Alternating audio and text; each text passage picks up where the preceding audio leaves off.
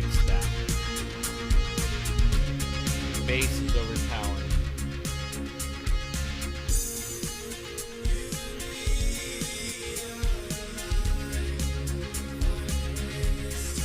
Turn the bass down.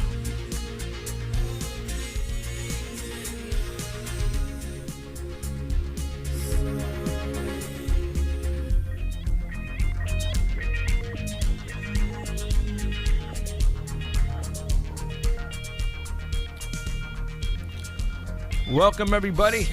This is Jeffrey Gonzalez, broadcasting on ParanormalCentral.net. Hello, everybody. Welcome again to Paranormal Central, coming to you live from Fresno, California. And we're having some music difficulties here right now.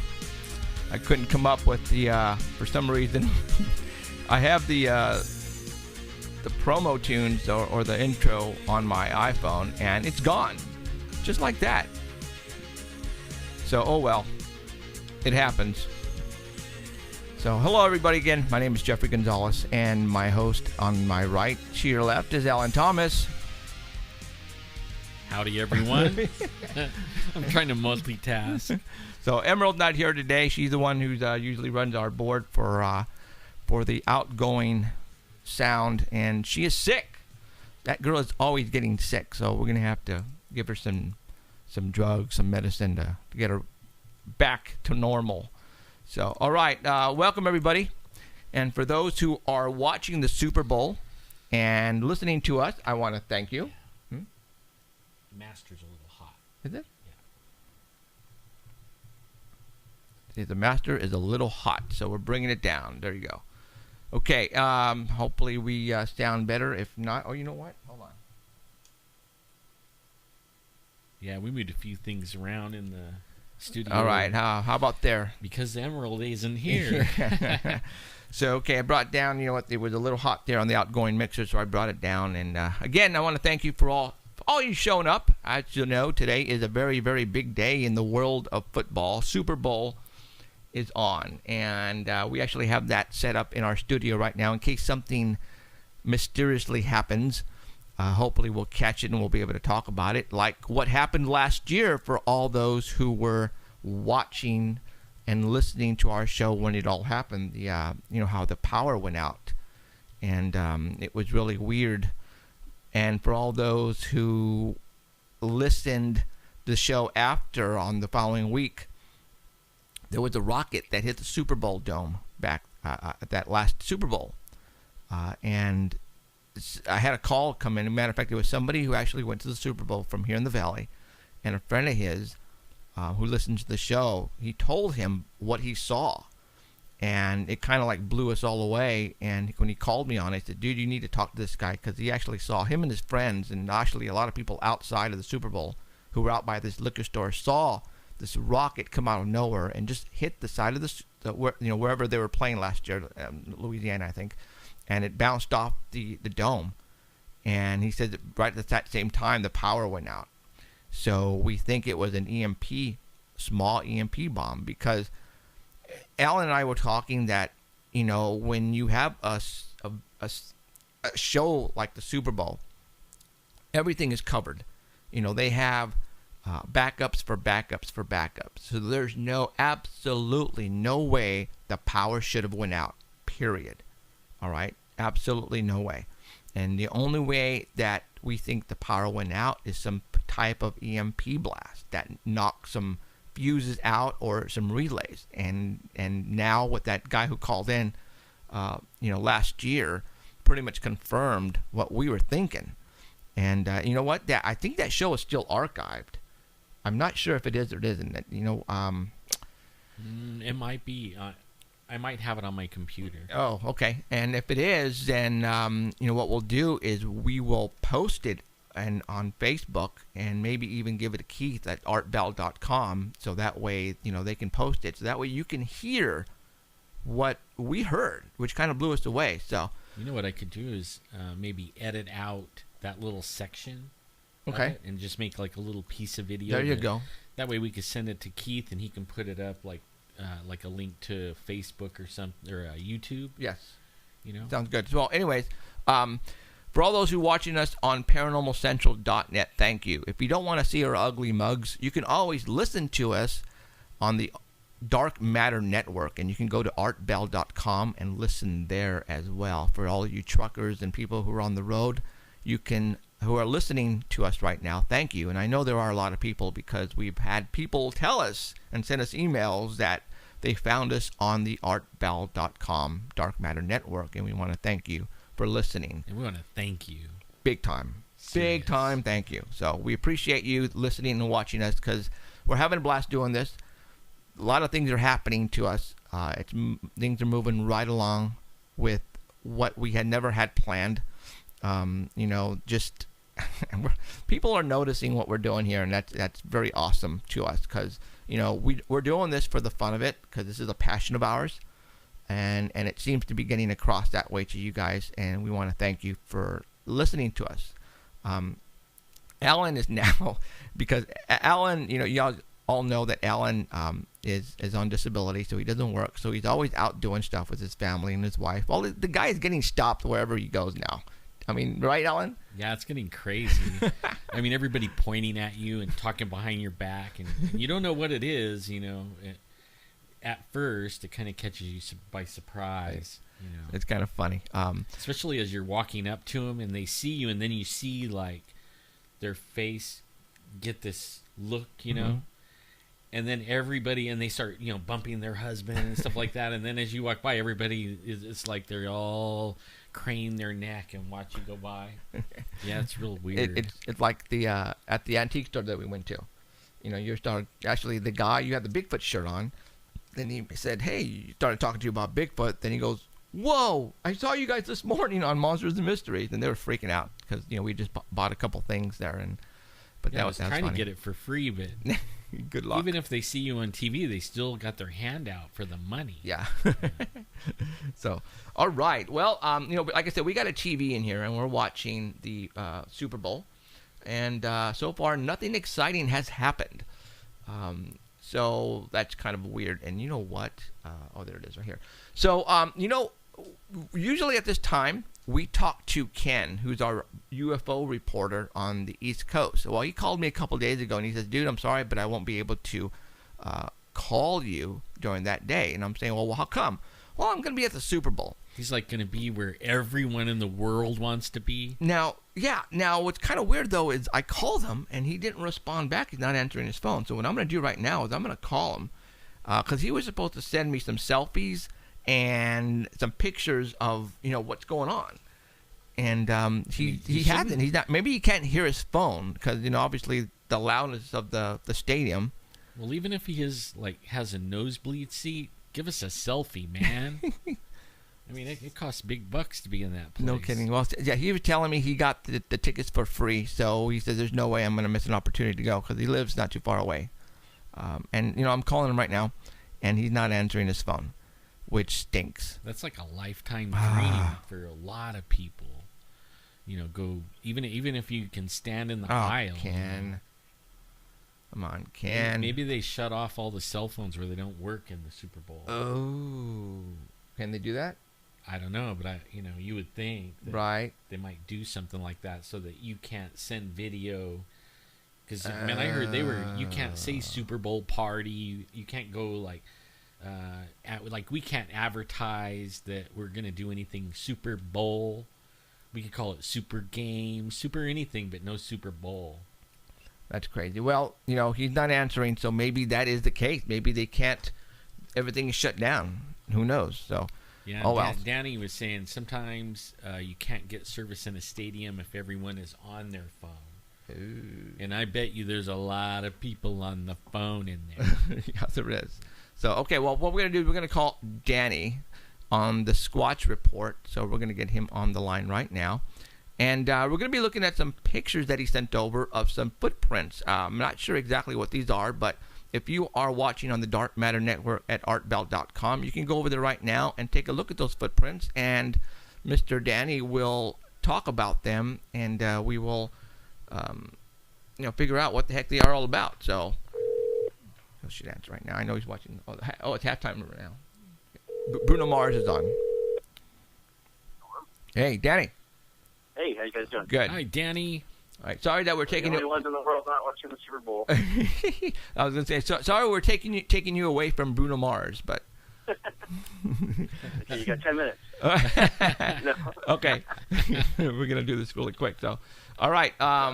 You sent me over some pictures, so we're gonna go ahead and start on number. Well, go ahead and start off. What do you want to do? Okay, yeah, I don't know. I can't see what picture you're showing. Okay, we'll go number one. This is from New Mexico. Okay. These guys have a habituation site, and they don't want to reveal where it is, and we understand that. No, we They're don't. the We don't understand. Kreider Exploration Team out of New Mexico. Who? Ryder? Kreider, Kryder. Okay. So they have a habituation site out there near the Sabine. No, this isn't Sabine. This is somewhere in New Mexico. It's near a riverbed, and they set up trail cameras and all that stuff. And when they came back to look at their site there, they found scat, footprints, and looking around, they've gone there for about 3 or 4 years, so they recognized the prints.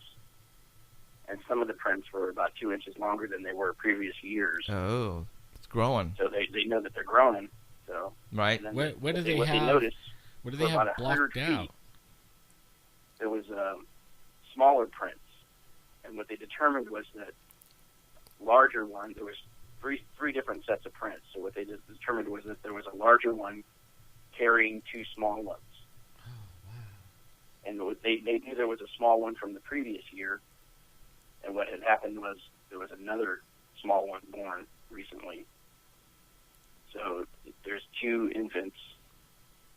Oh, I see. And they found one of the infants was using its knuckles to walk and crawl at the same time, like on all fours. And that's in one of the pictures that I sent you. Okay. So the footprint is on the right hand side, and then there's a tape measure there, and you can see the knuckles. All right, on the left-hand side. Let me see if I can find that one that you're talking about here real quick. Here it is. I don't know what there it is. Oh, I found it. That's quite a print. Okay. So right above the tape measure, at the very end, at the 1 inch mark, you can see a knuckle print at the top of it. So they found those for about 100 yards moving upstream. Now, that was pretty. Now, for all those who are looking at these photographs, when people talk about Bigfoot, Sasquatch, Yeti, everybody thinks, oh my God, the top of the mountains. This is not the mountains, right? No, this isn't. This is flat land. This is flat land, you guys, okay? And we're talking here on a river bend. Now, what have we talked about here on this show?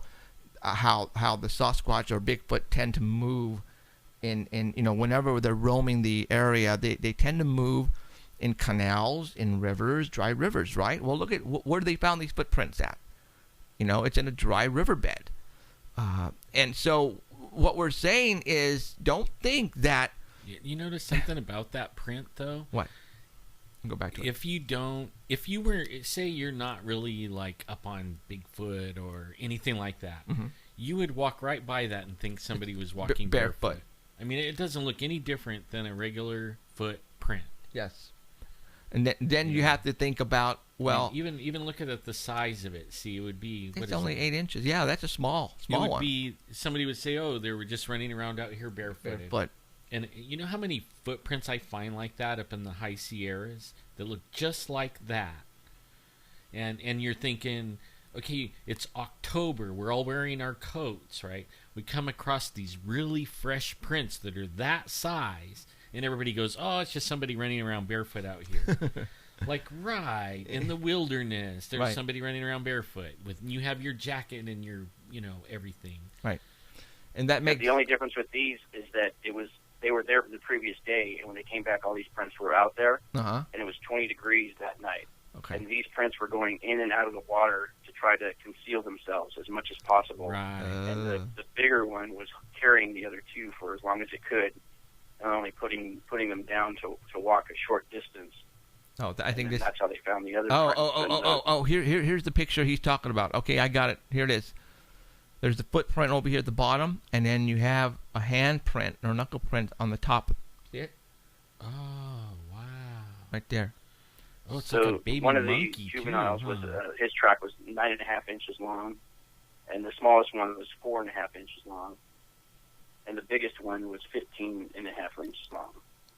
Wow. So you're And talking.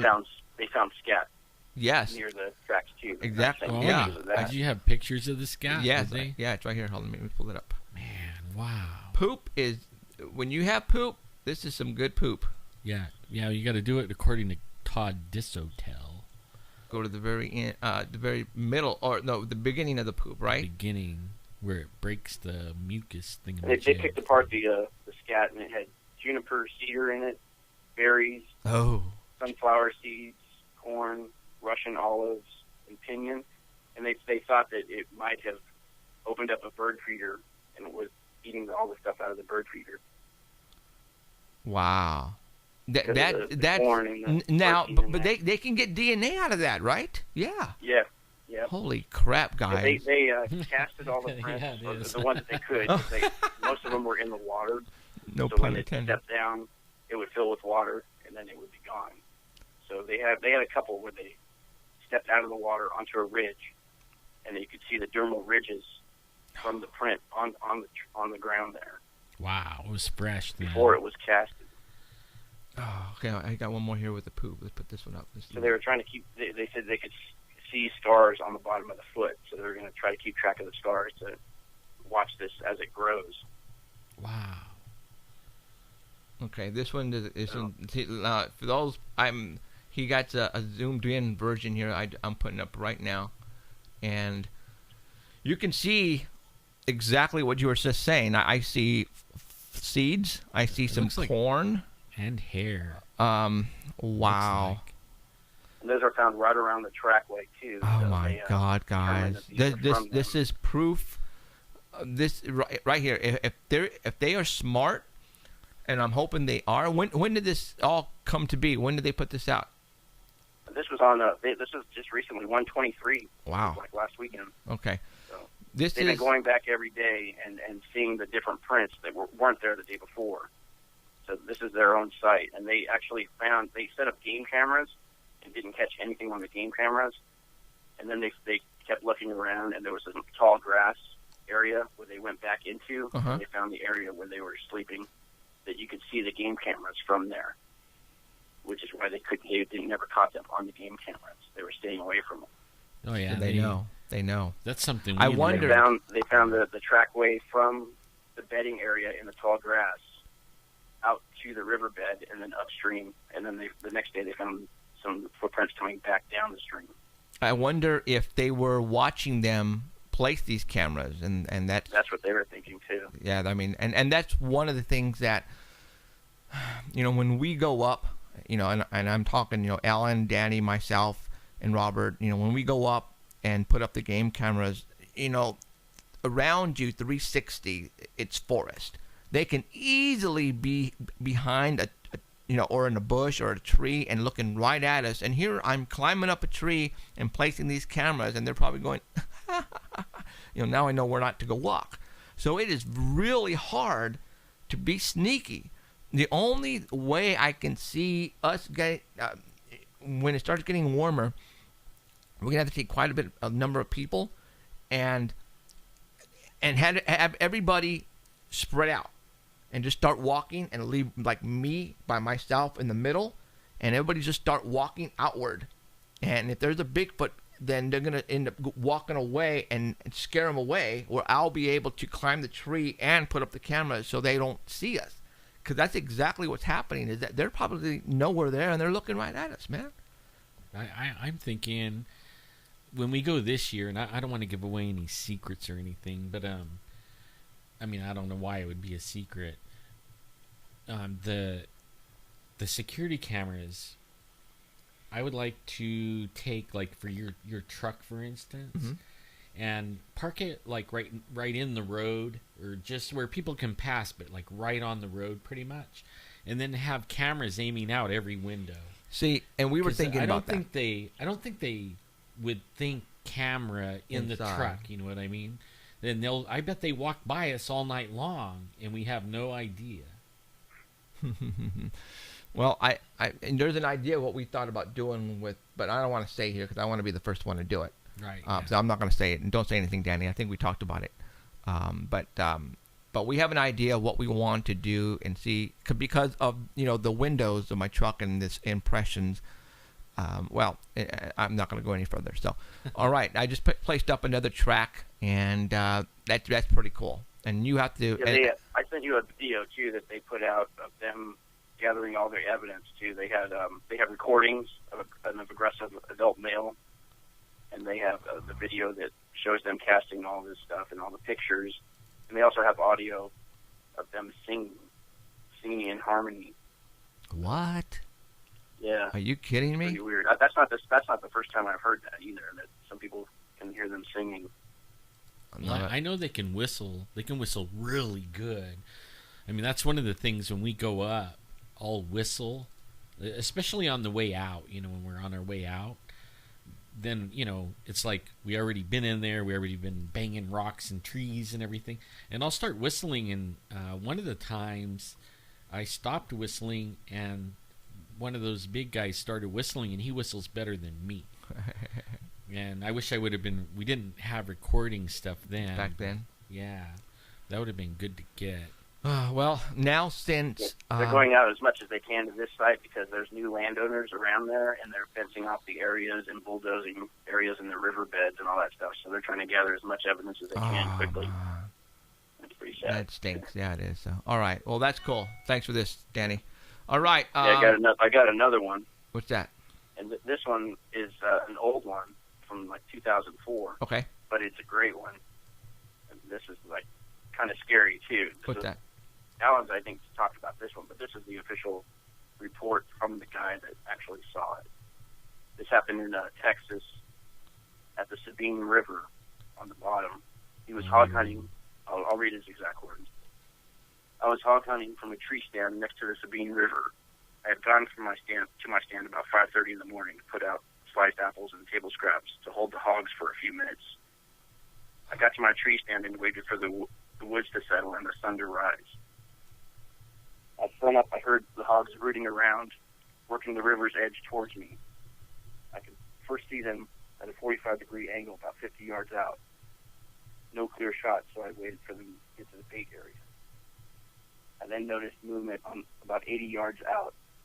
Putting my scope on it, I could only see something's face from the side. It was dark, hair-covered, slowly moving its head around, looking in the direction of the hogs. At this time, it quickly moved to another tree. I could see most of its body. It was huge, standing on two legs, slowly looking around the tree at the hogs. At this time, I was quite afraid, but tried to keep my scope on it to study its features. The hogs were still feeding, working towards the bait area, and the animal was working towards the hogs. It moved quickly and disappeared. It quickly reappeared, moving to another tree, still looking at the hogs.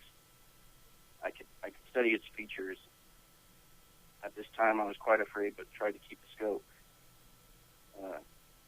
Said the same thing twice. Standing behind the tree and slowly looking around, this continued for several minutes until they were about 30 yards apart, and I was 40 yards from them. The animal dropped to all fours, hunched its rear legs, and leapt.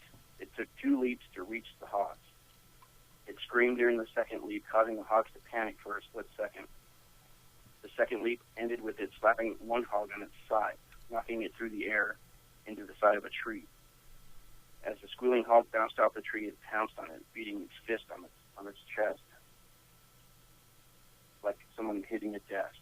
I could hear the bones crunching with each hit. All this happened in about 4 seconds from the first leap to the dead hog. The attack was unnerving. The other hogs were in full flight. The animal picked up the dead hog, tucked it under its arm, and started walking off. It made like a grr, whoop, whoop, whoop sound.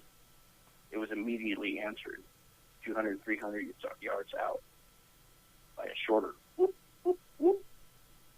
After a couple more steps in that direction, it completely stopped. It dropped the hog and turned around to look at me, sitting in the tree. It raised its head and made eye-to-eye contact with me. I've never been more afraid in my life. I tried to keep the scope on its head in case it came after me.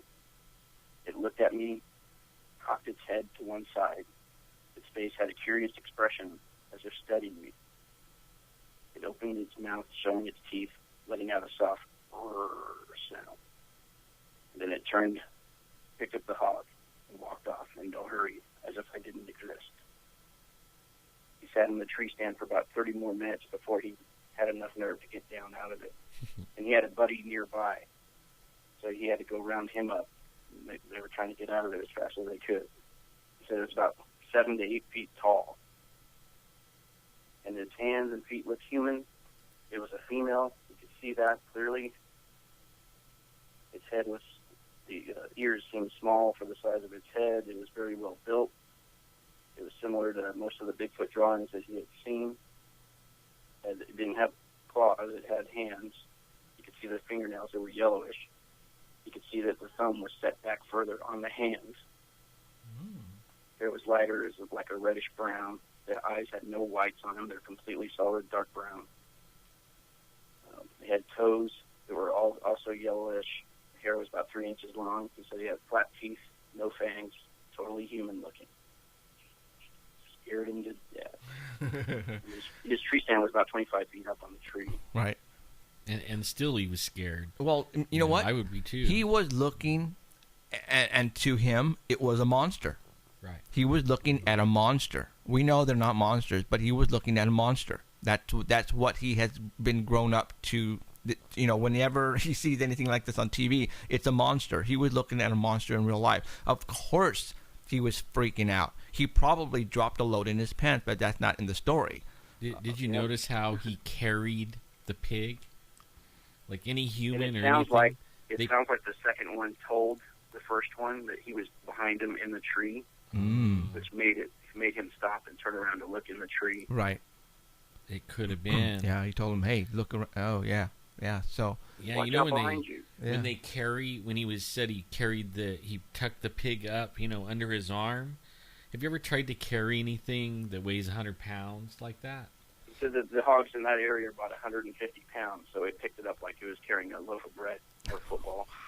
I mean, you can't. Most of us would throw it over our shoulder or something, 150 pounds, and it would be difficult because things dead move around. They don't. They're not like. That's one of my favorite stories from somebody who wasn't Bigfoot hunting, just hog hunting. Right. Yeah. Sees that.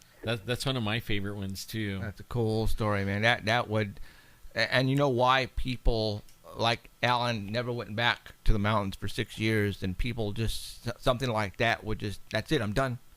I'm done. We he said when it was jumping from tree to tree, it was jumping with 2 feet, not one, not like reaching out and trying to grab the other tree. It would jump with 2 feet from one tree to the next, about 10 to 15 feet between each tree, and do it in one leap without making a sound. We seen one doing that one time. So me and I wonder if he was like his bottom feet, because they're flexible, were grabbing onto the bottom of the tree without hitting the ground. That's crazy. And you know what? They do it and it doesn't even make a sound. I mean, you can figure something weigh 800 pounds, jumping 15 feet, and when it lands, it doesn't go thump. And it lands on both feet, too. Right. That's crazy. All right. What I'm going to do is I'm going to put up one of the commercials on today's Super Bowl Sunday's show. Had a commercial with Bigfoot in it. Right, Danny? You can't have a commercial without Bigfoot. And did you take a picture with your phone? Is that how you got it? With my phone. Yeah. Okay, so you must have had that thing like a gun holstered on the side, like ready to go, because. Well, I can rewind on mine. The DVR, you can just rewind it. Oh, okay. All right. Well, tell us about this Bigfoot commercial for those who missed it. You took a copy of it. I missed it too. I was getting ready for the show, and my kids were like, "Hey, you just missed Bigfoot. Tim Tebow found him." I was like, "What?" I jumped up and I rewound it real quick. Rewind. Picture. It looked like he was just running around America taking pictures, selfies with some things. And he took one with Bigfoot. Yep. So you guys, Bigfoot is mainstream. It's like Tebow gets the 10 mil. Right. See, Bigfoot is mainstream, you guys. So McDonald's even has one. Where they're doing that bad lip reading one. Frank Gore from the 49ers says, "Has anybody seen Sasquatch?" No. Oh, yeah. You sent me that. I remember that. Yeah, the lip. Yeah, I saw that. Yep. So, yeah, I mean, Bigfoot is mainstream. So, what I'm trying to say is that, there's no reason to be ashamed to talk about this stuff. Because you're seeing it everywhere, man. Everybody loves it. So, don't be afraid to talk about UFOs and Bigfoot and ghosts. Because this is cool stuff, man. That's why we're getting more stories from all the people who've seen Bigfoot. Exactly. Right now we're getting a lot of stories because people are finally saying, hey, it's okay to come forward. Yes. Look at all these shows of people who are seeing them too. It's not just me. Yes, and that's, when we talk about, I think that's one of the reasons, when I started the show, that was one of the reasons that I was going to hope it was going to happen, that people were going to come out of the woodwork, not be afraid anymore, make this mainstream, make it to where people don't be ashamed, man. And like I tell you, there are probably people. Seahawks just ran back the kickoff. Yep, I just saw that in the touchdown Seahawks. Denver is done. So yeah, I mean, and I'm waiting now for video and photographs to come out. Because people have them. I know they do. People have these things, and they want to present them to people who are not going to make fun of. And I'm hoping that once we get on TV, then they're going to come to us. Well, it's cool. When I first saw it, it's working. There you go. The first time I saw Bigfoot was '87. To talk about it then was to be made fun of. Right. I mean, completely. And I would laugh with everyone and then tell them, next time you go camping, keep your eyes peeled because you might see it. Now, everybody is asking me to tell the story. It's different, way different. Nobody laughs. Yeah. It's kind of cool. It's kind of cool. So, all right, Danny, what else? Is that it? That's it. Right on. If you're going to have Bigfoot, you got to have thick skin because people will make fun of you. I mean, they call me Bigfoot at work. Yeah. Do they? So, yeah. But well, if they see something, you're the first one they come to. You betcha. Now, did you tell them, like the guys at work, that you were part of the gang that the Monsters and Mysteries? Did you tell them Did you tell them you were the black guy? They were watching. They were all watching it. Yeah. Did you tell them you were the black guy? Yeah, I mentioned that. I told him Jimmy was the black guy. Oh, that's funny. You know what? And we didn't. I mean, they just put that guy in there, and we didn't tell them. I mean, it just. Yeah. They had no clue you were black. Yeah. But I was there. You were there, bud. You were there. So, all right, dude. Thank you much, and keep me informed throughout the week like you do, and we will talk to you next Sunday. Okay. All right. All right. Go back and listen. Danny. Go back and watch the game. Bye. Okay. See ya. All right. Okay, that was Danny on the Squatch Report. Now, I wonder how they guessed that. What? That Danny was black. I had no Dude, clue that's that fun. That was funny, man. I mean, it's like that was hilarious. So, all right, and we didn't show them a picture of Danny either, so they had no clue. They didn't. They just wanted to be racially correct. No, not correct. They wanted to be okay. Well, yeah, okay. We want to go that way. Yeah. So that's funny stuff. Okay. All right, Bigfoot. Now, let's go ahead. I got a list of stuff that I want to talk about as well. Again, if you're not a friend on Facebook, you need to do so because there's a lot of cool stuff that come around and throughout the past week that gets placed on my Facebook wall. And it's really cool stuff that you won't see this stuff anywhere else.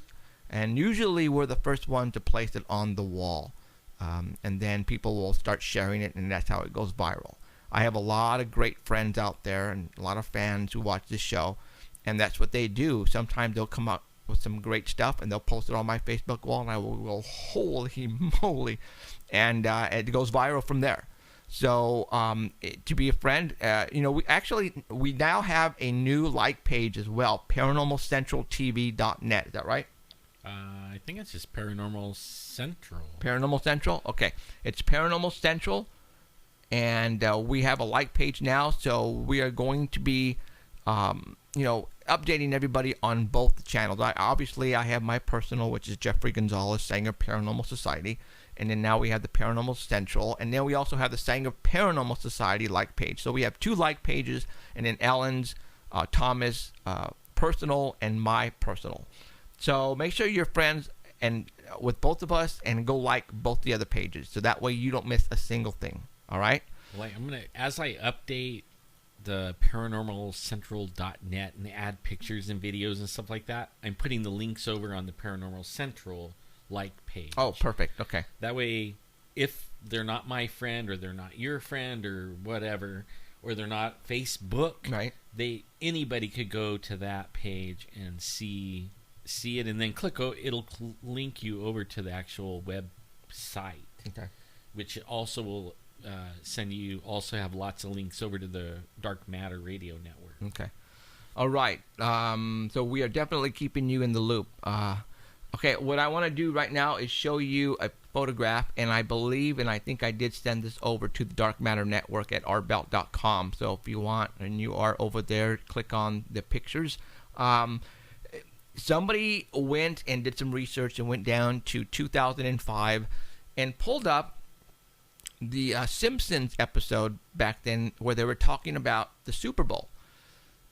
And it doesn't say what Super Bowl, it just has a score on the TV set, and it just so happens to have who's playing today on that screen, Seattle and Denver, and it has a couple of scores up there. Now, a lot of people were saying, okay, wouldn't it be really weird if the scores turned out to be at the final the scores that are on the Simpsons cartoon? Well, I took a snapshot, and I'm going to go ahead and put up right now the actual score of what the Simpsons had, and it's not coming up right there.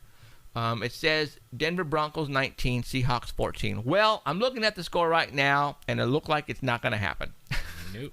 Not even close. So I just wanted to show you this because this was going viral, and it would have been cool if it would have been the final score, but it's not going to be today. So sorry. So I'm going to go ahead and dismiss this as a oops and let it go from there. So, all right. What I want to show you right now is a story came out on Facebook, and it went viral. And again, the photograph is at the artbell.com website right now. Inside hospitals, you have security cameras placed all over the place. And I don't know what hospital this was. And again, I'm placing this on my wall because it looks pretty darn good. Is it a hoax? I don't know.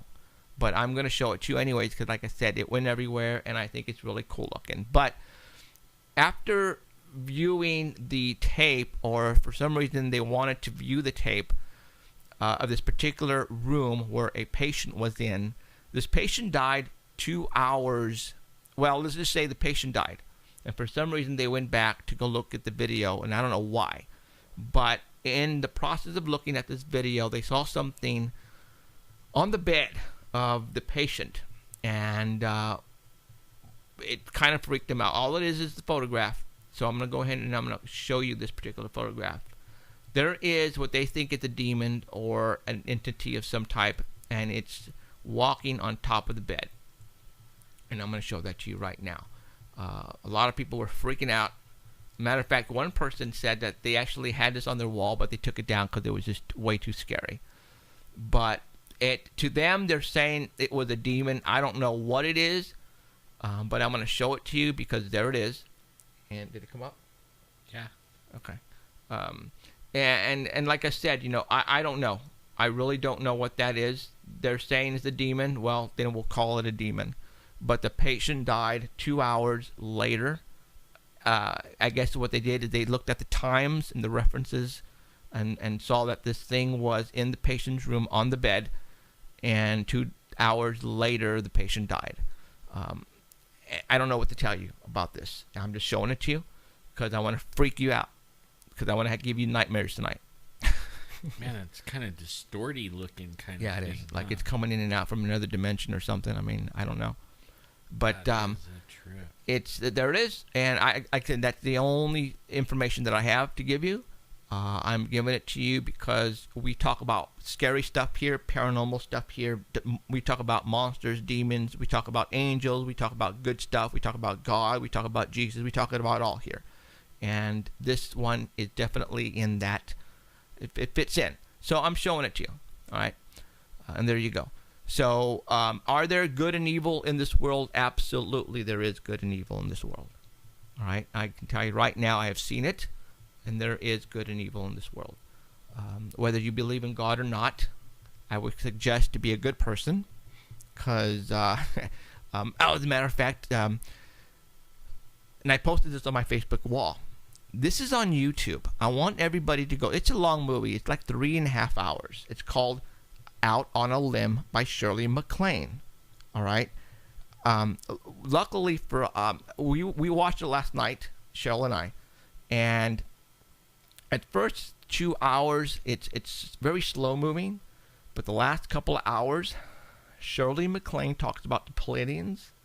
Shirley MacLaine talks about aliens.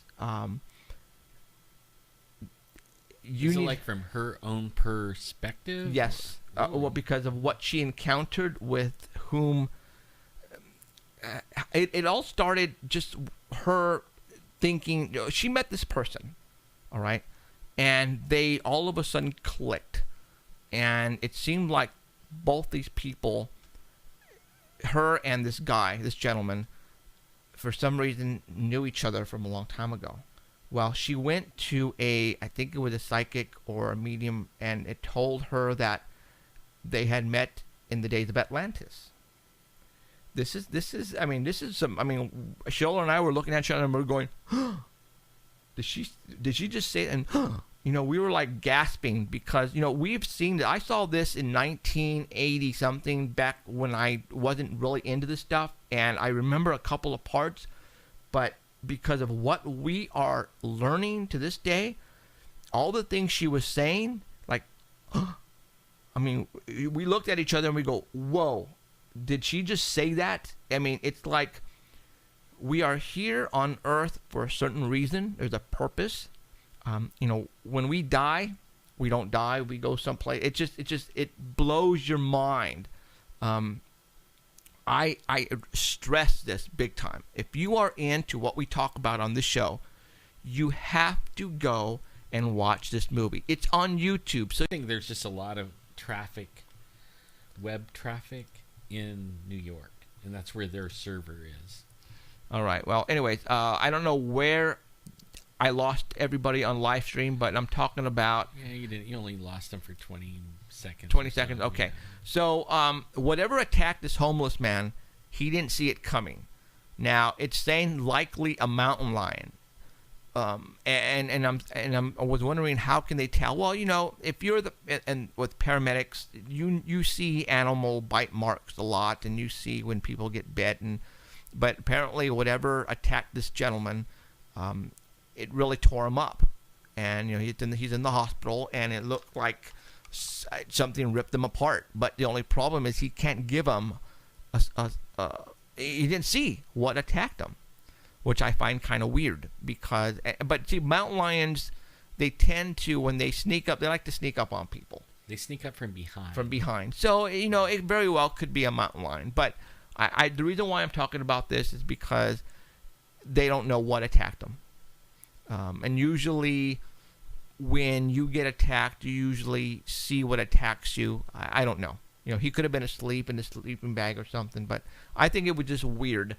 I think I find it really weird that, he couldn't tell what attacked him. So I put on there. Lions don't attack you when you're asleep. Oh. In fact, I raised all my kids in the mountains because I didn't want them to be raised on the streets. Uh-huh. So mountain lions is like a part of life in the mountains. So you have to teach your kids what to do or not to do. And the first thing you teach them, don't get down on all fours and crawl around and look like a meal. Okay. Second, if they see a mountain lion, don't take off running away with your back to it, because they attack from the back and they grab the back of your neck. Right. And then, so you want to stay looking at it, and you want to back away slowly, and you want to stand up as high as you can and make yourself look pretty big.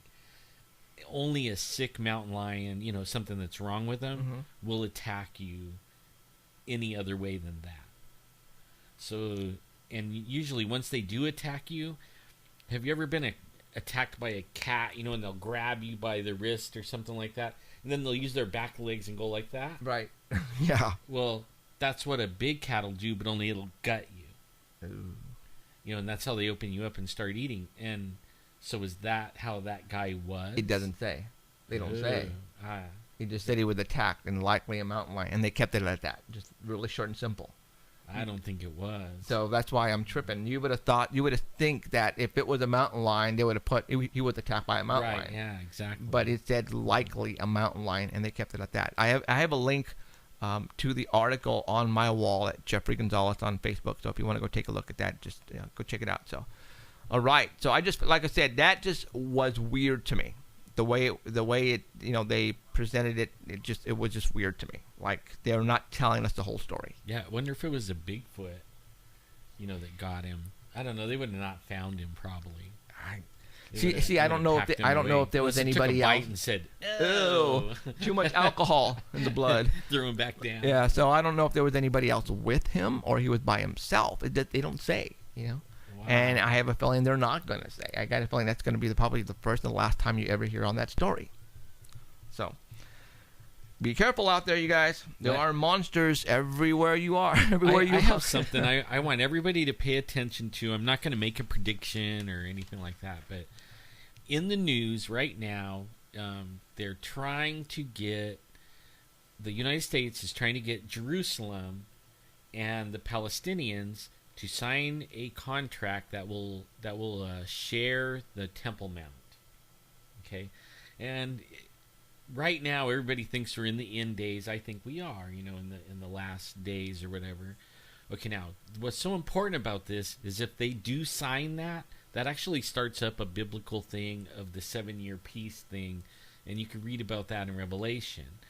But what I want everybody to do is keep an eye on the news of John Kerry and the United States and Israel. If they sign that begins that 7-year thing of the tribulation. So I don't want to talk about a whole lot about it. I just want everybody to be aware that April is the deadline for this to be signed. Now, why is it the deadline? That's the one that the United States put on it. The United States said it has to be signed by April. John Kerry is heading it up.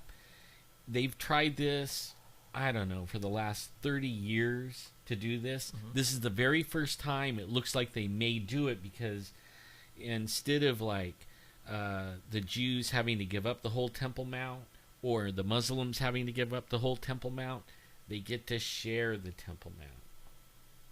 And if they share it, if they make that and share it, that means the Jews could build their temple. That means that the Antichrist will reveal himself inside 3.5 years later, call it the Abomination of Desolation.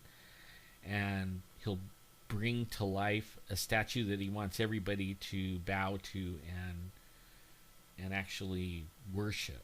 I mean, all that'll be in 7 years. And then supposedly at the end of the 7 years, that's when Jesus comes back and puts his feet on the earth and takes over the kingdom back, But only it's something everybody should be aware of, that this is going down right now. And that is something to really think about, guys. I mean, it is. It is. John Kerry is a very religious person. Actually, he's Catholic, very, very Catholic. So it's kind of weird that to start, if this is the start of what we think it is, that the Catholic religion is taking part of it. Taking part in it. Yep, they are. Do you understand what I'm saying? Because John Kerry is very religious. Matter of fact, he just came back from a meeting with the Pope not too long ago. Yeah, about this subject. Yeah. So you guys think about this. All right. So he went to the Vatican, sit down and talk with the Pope and tell him exactly what Alan just told you, what might happen. Now the Vatican knows about, they're Bible preaching people. Like I'm Catholic, okay, guys. So here the Vatican is telling Kerry what he needs to do in order to start this whole process. Really?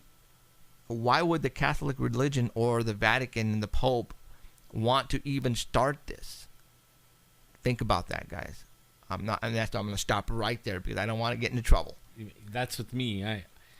I want everybody aware of it, because this could, if this gets signed and all the Bible is true and all this stuff. I mean, we just saw a picture of a demon on a hotel bed or a hospital bed. I mean, if all this stuff is real, even though we don't understand, that could be real too. And if it really gets signed, that is the beginning of the end of everything we know. Right. And actually, it's supposed to be better at the end of the 7 years. So, no more sickness, no more death, no more. So, I mean, it's something to look forward to. But in that 7 years, the last 3.5 of it, a third of the earth dies, a third of the ocean dies, a third of all green things die, a third of the population dies. I mean, that's huge. And if they sign it in this April, that means 3.5 years from now, that starts. So, I mean, keep your eyes on the news for that. I'm still thinking, Kerry going to the Vatican. Did he go and talk to the Pope? Because does Kerry know the Bible really well? And does he know that by doing this, all this starts? Is he going to the Vatican to get instructions? What if he does this? What if he does that? What will happen? Well, you know what I'm saying? So we don't know. Maybe there's a clause in there that does something not to prevent what's supposed to happen. I don't know. But it's just very weird that, he went and spoke to the Pope and all of a sudden now this is happening. I'm thinking that they definitely talked about this. Well, I think the weird part for me is April is the month that everybody celebrates Jesus' resurrection, right? Where he took his body and took off. Right. Okay, so if they sign it in April, that means that 7 years from that date, Jesus coming back, bringing that body that he took with him the first time. So it could very well be on an Easter. Yeah, like right when everybody's celebrating him, here he comes. That would be neat. That would be cool. Yeah. To all those who believe, what we're talking about. We shall see, because again, Alan is definitely knows his Bible stuff, and so we're going to keep an eye on this big time, because if it does come to pass, then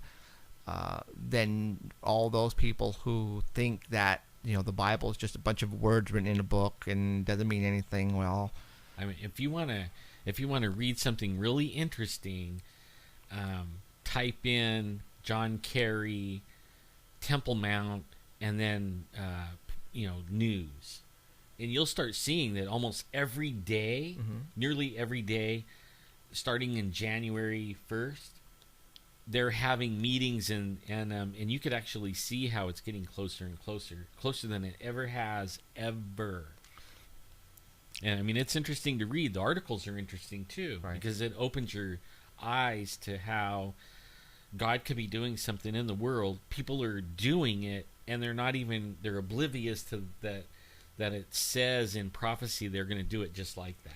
Now, do you think the reason why this is happening right now is because who we have as president? It could. Because of what his religion, everybody says his religion might be? It could. Okay.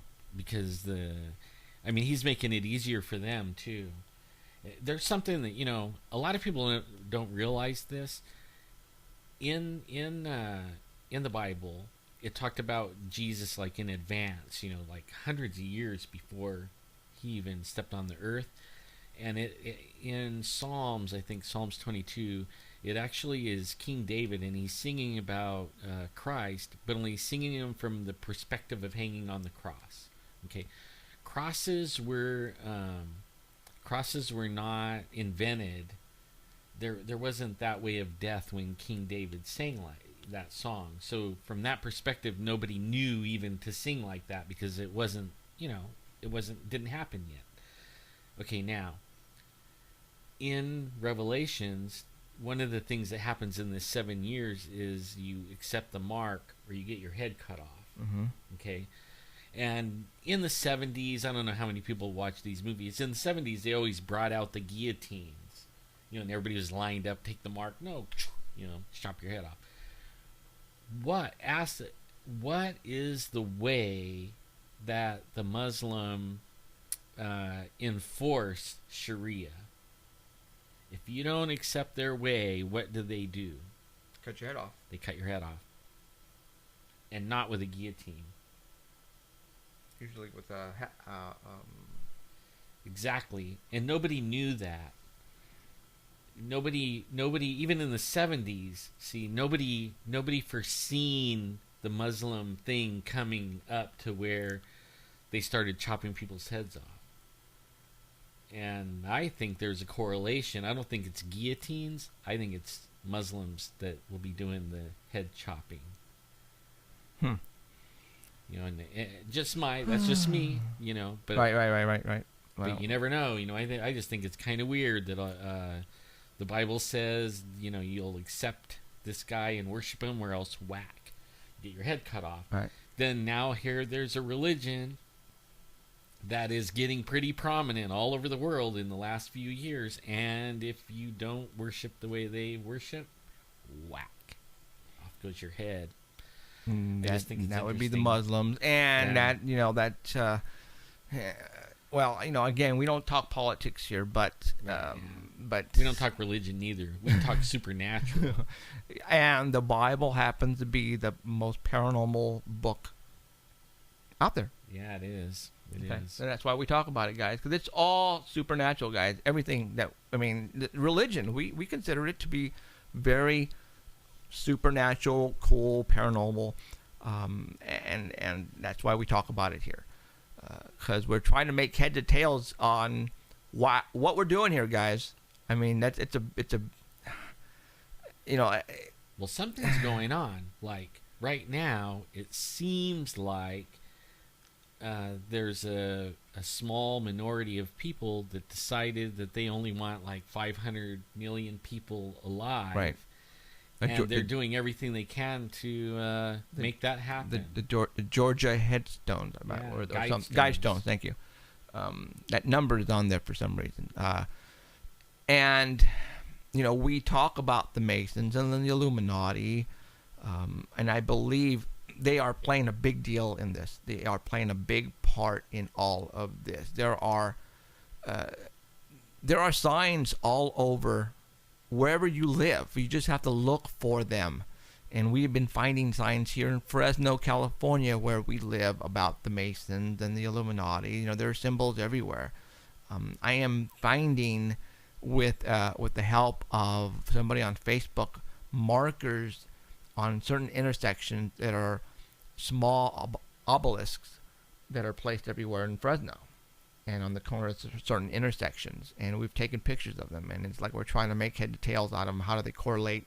Do they match up? If you draw a line between here and here, do they make form a certain symbol or whatever? So we're doing that right now, and it's just like that. I believe there are signs all over the place, and anyways. So, but it's fun. It's fun. Have you ever heard of Tila Tequila? Yep. Tila Tequila lately came out, and she's starting to whistleblow on the Illuminati. And I mean, she's saying some stuff. Now, normally, if somebody goes out and, like, if you or I went and started saying some of these things, we would be sued, arrested, right?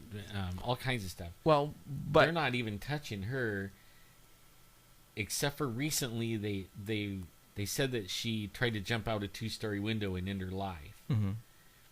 Okay, before that, she was saying things, all these things, and she was saying blatantly, like, if I wind up dead, they did it.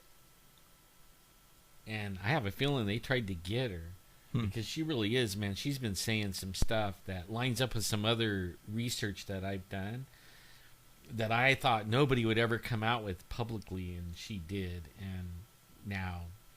she might wind up dead. Wow. Well, there you go. And what makes me think of it is all those guys that are bankers that are coming up dead. That was the next on my agenda. Yes. And you got... And allow the Freedom Lord picture I sent you with the triangle built in. Oh, the Freedom Tower. Yeah, Danny sent me the Freedom Tower. Where would that be at? New York or San Francisco? Anyways, okay. But yeah, lately, well, right now, the talk is the economy, the value of the dollar, where it's going. A lot of people think that there's something happening behind the scenes, and something about a new world order currency, for example. Lately, there have been some death. New York, okay. There has been some bankers who have been committing suicides, and why would bankers right now be killing themselves? The question is, do they know something? Do they know something is coming? Or did they make some bad investments and they're losing money for their clients, and the only way to really get out of it is to kill themselves? It could be either or. But the way things are going right now with the value of the dollar, as a matter of fact, a lot of people are saying have backup plans on money goes. As a matter of fact, HSBC banks are not allowing people to withdraw large amounts of their own money unless they have a good excuse. I just read Wells Fargo's doing the same thing. All right. Well, now let's think about that. Okay, now a second bank has come forward and is now telling their clients, I'm sorry, you can't withdraw more than so much. We won't allow you, but it's your money. Well, you guys have to understand that what money is to them is just numbers in a computer system. There's not, trillions and trillions and trillions of actual dollars anywhere that you can go and withdraw. It's a lot of it, most of it is just numbers in a computer. So, certain banks only have so much in their vaults, period. They don't have what you think they have. They might have, thousands and thousands of customers, but all those customers can equal $1 billion. They don't have $1 billion in their bank vault. They don't. Okay? So if half of the clients came in and asked for all their money or half their money, they wouldn't have it. There's no way they can give you that money because it's just numbers in their computer system. All right? So what they're afraid is that if word gets out and we find out that, our dollar is going to all of a sudden turn into 10 cents per dollar, people are going to go and withdraw their money right now and then. You're not going to be able to because it's going to be gone. It's going to be gone. So right now, HSBC and then Ellen just said Wells Fargo Bank is not allowing you to withdraw what you want unless you have a good reason. Well, what is the reason? What is a good reason to them? I mean, maybe you want to buy a house and you have that much money in there. Well, then obviously you have to prove it to them. But I'm just saying that right now, to me, money means absolutely nothing. What you have in your possession is everything.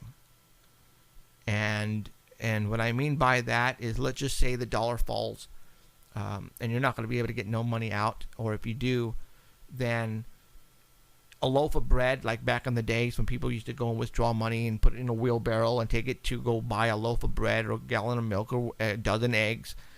What you have in your possession right now is going to mean more to you as far as living goes. So think about that.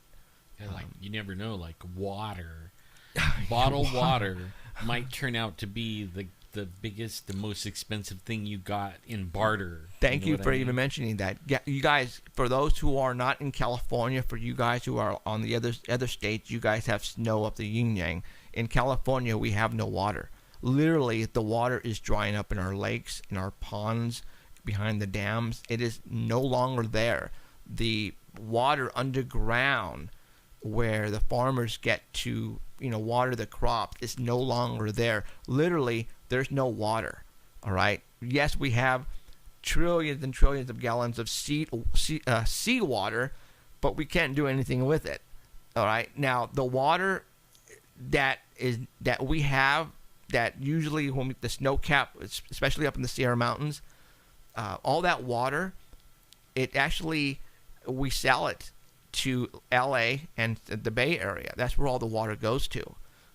So right now there is no water, guys. Absolutely no water. As a matter of fact, there's the town south of us called Orange Cove.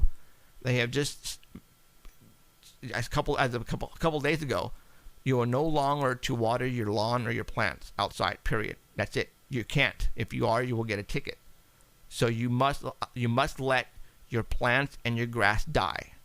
Cool. All right. I'm already there. Yeah, you're already there. So right now you cannot water or even wash your cars. Okay, and you can't use any water like that and let it run. As far as the plants, cars, washing the driveways. If they see you do that, you'll probably get a ticket or maybe even get put in jail. That's how bad it's getting down here. All right. So I know in the mountain communities where I used to live at, in the dry years, the ones that lived up on the higher, like I'm not saying in the high mountains, but on the foothills, and they have wells, and they might have to be 700 feet or something like that. But the ones that live on the hills themselves, their wells dry up, because they have to drill all the way down to the ground level, and then they got to drill all the way down into the water. Wow. And the water is down. The water level right now is down under the ground. Right. So they're even saying cities like Fresno or Clovis, they're going to start like right now they get some of the water from underground, some of the water out of a canal, right? That we drink. Mm-hmm. A lot of our water now is going to come from the toilet and the sewer. They're going to clean it up and put it right back in, right? Because there's no water, right, anywhere. So we're going to be drinking, our bath water. You're going to have to start really, really filtering it again. Yeah. I would anyway. Mm-hmm. It's probably going to start smelling and tasting like LA water. Probably they already been doing that for a long time, and that's why it stinks and smells like the way it does. Which is kind of odd that you mentioned that, because when was it? January the 31st, which was on a Friday, I was driving on the 99 freeway, and I was heading northbound right at Fresno Street, and all of a sudden this truck, a good-sized bobtail truck, pulled right in front of me, and I just noticed the back a sticker, and it said the USGS on it. Oh, I saw that. I saw that picture. Yeah, and that's a geology. Which means absolutely nothing. But it was kind of weird that it was in Fresno.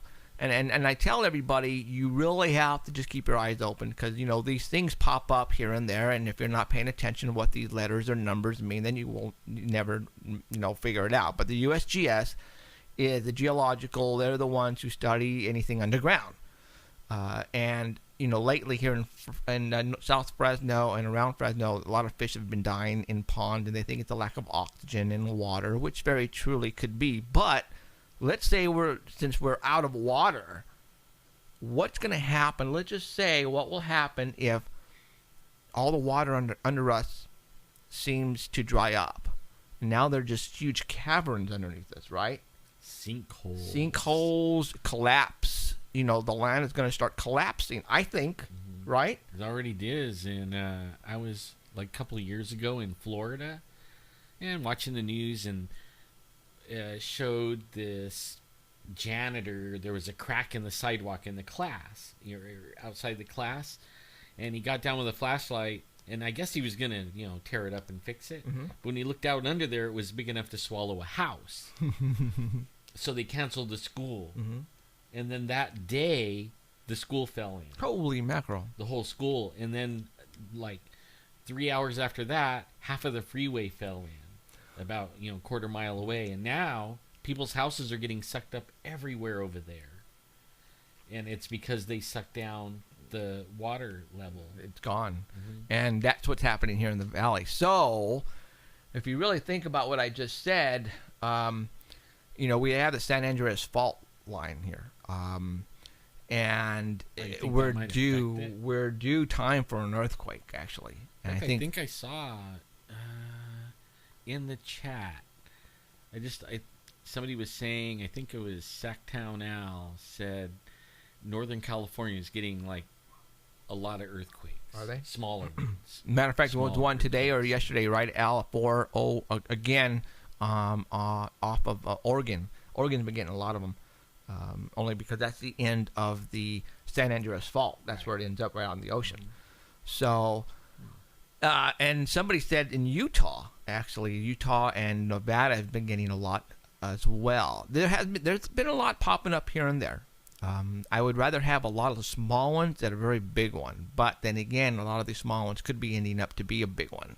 So just, think about that. Be careful. Have an exit plan. Have some extra food, some water. Because if something happens, major happens, especially all you who live in the cities, the government's not going to come to your help. And it's going to take a while. So don't think it's going to be Obama and FEMA and all those guys coming to your rescue, because they're not. All right? That's not their job. Their job is to protect us and break things. The job is not to, keep you alive as far as water and water and food goes. So just think about that, because remember what happened in Louisiana. All right, you guys? Just think about that. All right. That's kind of scary, though, because, the water is gone. I mean, we need a lot, and I mean a lot of snow up in the Sierras, because right now there are nothing up there, and it's scaring a lot of people. It is literally scaring a lot of people. All the people I know up in the hills are already worried like crazy. Because I lived up there 20 years, and I saw the water dry up along the 4-lane probably 3 times in that 20 years, where the people did not have water at all. So no flushing the toilet, As a matter of fact, I remember. I think it was in L.A. about 20 years ago when I was living there, and Mayor Brown. It was the African American president, mayor. I remember. Not Brown. What's his name? I know who you're talking about. Yeah. Okay. I remember when they were actually trying to save the water or try to, you know what I'm saying? He had a thing about your toilet. He says, if it's yellow, let it mellow. If it's brown, flush it down. Yeah. I remember that, really. And so, it's probably going to be done here in the valley. If it's yellow, let it mellow. For all those who don't know what the heck I'm talking about, if it's pee, leave it in the toilet. Don't flush it unless you take a poop. Then you have to flush it. See, now, do you think that maybe all this last winter and maybe even last year's summer, when they started doing all these, we've been getting like blasted by these chem spraying. I wonder if they were doing that on purpose, like sending it all, because they're getting dumped on. Yeah, they are. On the other side of the mountain from us. I mean, they got water for coming out of their ears, and we have jack. Now, it's almost like have they manipulated the weather to cause this? I was thinking about that. There was, and I think it was in Georgia, and it's just a couple days ago. No, it was last Wednesday in Georgia. The meteorologists got it wrong, and they didn't see this ice storm come in, and it was normal day-to-day operations for everybody, driving around, doing what they have to do. Well, the freeways became solid ice, and everybody came to a standstill, and there was literally thousands and thousands of people stuck in these cars and trucks on the freeway, and they couldn't move. And they were trying to blame the meteorologists for not telling everybody, where did this storm come from? Like, for example, here in Fresno, this rain was not in the radar at all. No, the one yesterday was, or something like that, but not today. Not today. Today was not. Where did this come from? And and a lot of people are ticked off. I mean, my wife is, if she wasn't a teacher, she'd be a meteorologist. Okay, she is really hip on this weather junk. And she was doing some stuff in the house, I looked outside. I go, hey, it's raining. And she goes, what? It's not raining. I'm going, either that or there's a lot of people spitting in the pool. And she's going, whoa. And she gets on the computer and hey, where did this come from? This was not in the radar at all. Right. Okay, now, there is so much ice and snow from the end of California all the way to the East Coast. You know, a lot of people cannot go out. A lot of people cannot go to school, cannot go to work, cannot drive on the roads because there's just so much freaking snow. And let's talk about that. All the things right now that people are talking about, you know, the fake snow. Oh, the fake snow. Okay, the fake snow. Okay, that's all bogus, guys. Yeah. That's not happening for real. It's all real snow. People, I don't know who started this, but when one person comes up with this hogwash of fake snow and it's not burning, then other people are going to jump on the bandwagon and decide to do it too. When they're putting out these videos, you guys, it's all about numbers on the videos because they want to get money and get paid for it. That's all it is. So if they can come up with the most perfect hoax and hoax you guys in thinking and to watch their videos and especially put it on Facebook, and get it viral. Then they're going to get money for it, all right? That's the whole idea. So, you know, all the snow that's coming down is real snow. As a matter of fact, Alan has a sister in Wisconsin, and she's the one who did it, right? Right, yeah. Okay, I guess she went outside, got some snow, and lit it up with some flames, and it melted, just like snow should melt. Yeah, it didn't burn, it didn't smoke, it melted. And I mean, she did everything like the other people, and I bet her video doesn't go viral. You're right. You know what? You ought to tell her, did she shoot a video? Yeah, she did. Well, then it was on Facebook. Then she needs to put that on her wall. And she's probably listening right now. Yeah, maybe she is. Ginger, right? Yeah. Ginger, put it on my wall, all right, right now. All right? And we'll get it viral. I'll put it on my Paranormal Central. If you think it's cheesy the way you did it, then go and redo it again. Get some snow, have somebody videotape it for you, and do it the correct way, and show everybody bull crap. It's actually real snow. It's not what you think it is. And then put it on my Facebook wall. Go for it. What happened? Oh, yeah. Are you kidding me? Well, it just started acting funny. Our video stream again. Let me see. And we're not really doing anything, so... No, we're not. Where would I go? Yeah, I hope she puts it up. If she doesn't, I'll have it up later on. And I'll even put it on our website and on the we're gone. Paranormal Central thing. All right. No, they're saying we're gone. We're gone? Yeah. Are you kidding me? Yeah, and it's acting dumb. Because I'm showing perfect over here, and I still see myself. I'm not frozen. Is it counting down? Yeah. Yeah, no, I think we're good. Are they saying we're down? Danny says we're gone. Sock Monkey says part 3, question mark. Okay, let me stop and go again. Gosh, people, are you kidding me? I guess you don't talk about the... We were even talking about it, and, you know, one of the arguments of one of my other family members was, hey, we saw him go outside and get the snow and come back in, you know, and start burning it. Right. Yeah, we did. We did see that. But maybe they went out with cut up garbage bags or fake snow or whatever they call that stuff. You know, and then when, you know, once they had it all set up, then ran outside, turned the camera on, run outside, show them gathering it and everything, and come back and burn. It's all about editing, guys. If you're watching this video and all of a sudden you see it stop and then start up again, then there's some editing that went on. The video has to start and not stop until the flame is placed on that ice. All right? If you see any start and stop, then don't even bother looking at it. It has to be all the way straight through without any breaks in it. Because if there's some breaks, then they went in and edited it and brought in the real snow, took out the real snow, put some old, the fake snow in. That's what they did. So I'm just telling you right now, editing is really simple. Anybody can do it on frickin' their computer. All right. Even if they preset it up, you won't even see it edit. True. You know what I mean? They'll just set it all up, and then then they start the camera, run outside, grab what they already put out there, come back in, burn it. You know, no edits, but only it'll still be crap. You know, wrong, not fake. You know. Oh, okay. All right. What was I going to talk about right now? Gosh darn it. I was going to talk about something. I saw you. Is that were you showing that ticket? Oh yeah, thank you. Is Art going to have them printed up here pretty quick? I told him to get on it. Yeah, I think so. Okay. If you gave him the okay, I'm sure of it. Okay.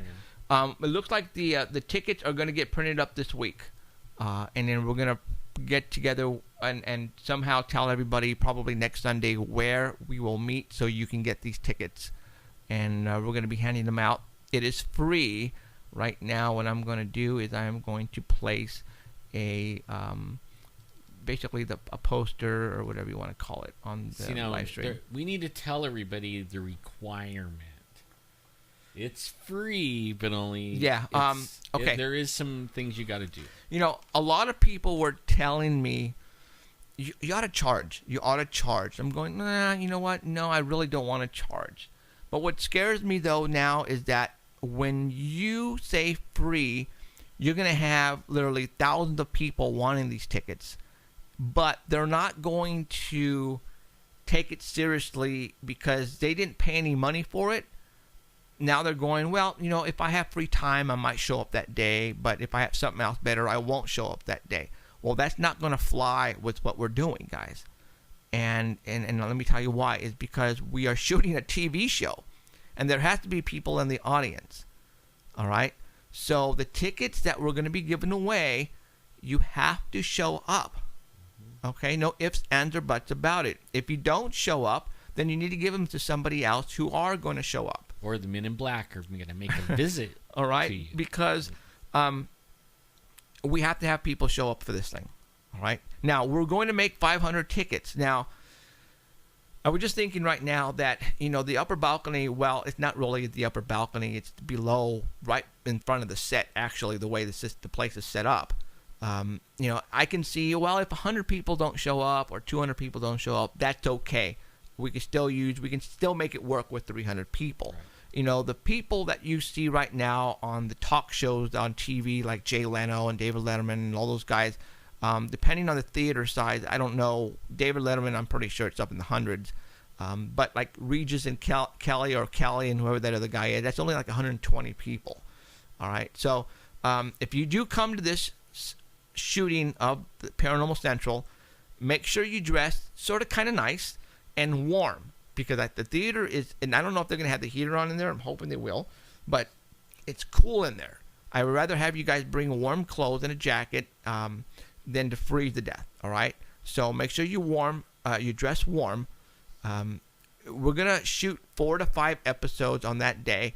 But you have to realize that each episode is only 44 minutes long. So what we're going to do is we're going to shoot one episode in the morning, break for lunch, then shoot the rest in the afternoon. Hopefully we'll be done by 5 o'clock on that Sunday. Or we could shoot 2 before lunch and then 3 after we take lunch break. But that's the way it's going. It's almost there, guys. I mean, we're talking 1 month away. Yeah, 1 month. 1 month away. Am I getting scared and nervous? I'm getting more excited than anything. Me too. I can't wait because the set concept that we have now and the venue that we have to work with. I can't wait to utilize all that and put it together to make something very special. See, now somebody asked, is it haunted? Yeah, and you know what? So is half the furniture going in there.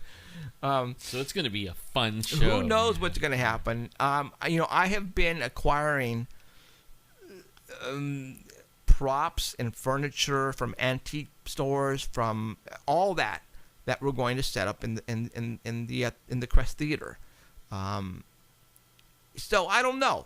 We're going to have fun. It's going to be a fun time. I think all you guys are going to have fun. Also, too, I'm breaking this right now. So here it goes. For the past 4 years we've been doing this, you guys have been hounding us that you guys want T-shirts. Hounding.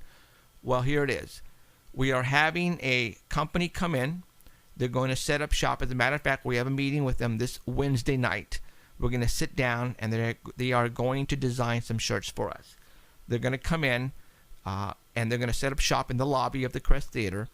And you are going to have, I'm not sure yet how many, different types of shirts they're going to have set up, but hopefully 3 or 4. And you will be able to choose, and they're going to print them up right there and then for you if you want to purchase one. All right. So this is going to be the first time in history that you will be able to purchase a Paranormal Central T-shirt. Yep, and it's $10 per autograph. No, I'm just kidding. And we will autograph from you if you want, in a heartbeat. But like I said, this is going to be the first time you will be able to purchase shirts. So bring your money, and if you want to buy 1 or 2 shirts, then you may be able to do that. Okay. So again, it's free. You can't. I mean, we're not going to charge you to go in, but if you want to buy a T-shirt, you can. Also, the Crest Theater, they're going to be selling drinks and food and all that kind of stuff. So if you want to purchase something there, you can. So bring some money with you, okay? Again, dress nice. And the reason why I'm saying dress nice is because the cameras will be focusing on the audience sometimes, and you will be put on camera. And if that's the case, and if this gets put on TV, which I know it will be, you might see yourself. All right? So there you go. Just like the bigwigs, at Jay Leno and all those guys, sometimes the camera's focused toward the audience, and you might see yourself on TV. All right? Yeah. Now, one of the things I thought of, and I didn't tell anybody yet, but if the people stay all the way to the end, oh, I forgot about that. We'll have something that we're going to give away, and we'll have some items, but we'll because see, the tickets are going to be numbered, and when you walk up, then the perforated, you're going to give us the stub, and you're going to keep the top portion of the stub that has your number on it. So we're going to have drawings throughout the night, and probably have some good ones at the very end. So we're going to have giveaways. So it's going to be a fun time. I think you guys will all enjoy it. If you've never been to a to a live taping of a TV show, well, this is what this is going to be, guys. It's just exactly. We're bringing Hollywood to Fresno, baby. Yeah, we are. That's what's happening. It should be really interesting just to watch. Yeah. So Possessed Tranquility, our house band, will be set up on stage just like David Letterman and all those guys, and they will be performing the intros and the outwards and the commercials and all that kind of stuff. And they will also keep you guys entertained. They might play a couple of songs for you throughout the show. Throughout the filming of the taping, and so there you go. So it's going to be a fun experience. Again, you can. We're not asking. Also, don't bring any babies. We're not asking. You because the crying. We can't have any crying on sets. All right, so. You can bring small children, but it's going to be a long day. So if you don't think they're going to be able to hang, then I would suggest that you get a babysitter. But, if you think they will be able to hang, like, 8-year-olds or 10-year-olds or whatever, then bring them. By all means, get some tickets and bring them. If you need to leave early, well, we're hoping you're not going to leave early. But if you have to, well, we're stressing that we don't really want you to, because then the seat's going to be empty. But if that's the case, then we'll have to move people from up above down to the bottom to fill your seats. So. It's going to be first come, first served. There are no numbers on the actual tickets or seats. Okay, so we'll be able to accommodate everybody, and every seat is a good seat. It's not like there's going to be nosebleed seats at all. Plus in the middle, after each show, all the people got to move around. That way we have a second audience, and it looks like a different audience. That's right. I didn't think about that. So. But there you go. So like I said, we're going to be selling T-shirts for the first time in Paranormal Central's history. And if you want one, then definitely bring some money. If you want 2, then bring some money. All right. And there you go. So we're getting really excited. It's March the 9th, which is literally a month and a couple days away. We're getting really close to it. We have people who we already have inked that are going to show up, but we can't tell you. It's... I wish we could bring in big-time movie stars and stuff like that, but that's not going to be the case until we're signed under a big contract, and all that will take place at a later date. But the people you see, you will probably have seen them on TV, a couple of them anyway. So, yeah, it's hard to get them in because they don't want to come unless it's a for sure they're going to be seen everywhere. And when you're making a pilot, there's no for sure. Right. Well, we know that so far the general manager for the Fox network here in Central California told us that if we shot any more episodes, he would definitely put them on, which means there are a million people in Central California who do watch Fox and the CW. So there's still going to be people who watch them. And I don't think they realize that. And again, but still, to all you who watch us every week, we're our name is getting out there, but a lot of people still don't know who we are. But eventually, hopefully all that will change, and then once we get this show on TV and we get signed, and it's going to be just it's going to be awesome. We're going to be playing with the big boys, basically. It's what's going to happen. So, and I can't wait for that. All right, so we got 30 minutes left to go. I basically already covered all the stuff I wanted to talk about. Let me go back on my notes and see, because a couple of weeks ago when we got shut off from that car accident and we couldn't talk anymore. Well, there's something that I noticed. Uh-huh. I guess a few shows back we were talking about how the UFO sightings kind of went away, right? But only they're back. Actually, you're right, they are. We've been getting a lot of UFO sightings, abduction talk. I mean, it's starting to pick up again, and I think maybe even more so than it was before it. And I think, last dry year of no UFOs. And I think the crafts that these people are witnessing are not ours. Yeah, that's what I think too. Yeah. That before they were seeing ours, I think, and they were flying on a time frame. You could set your date and time to it to see it.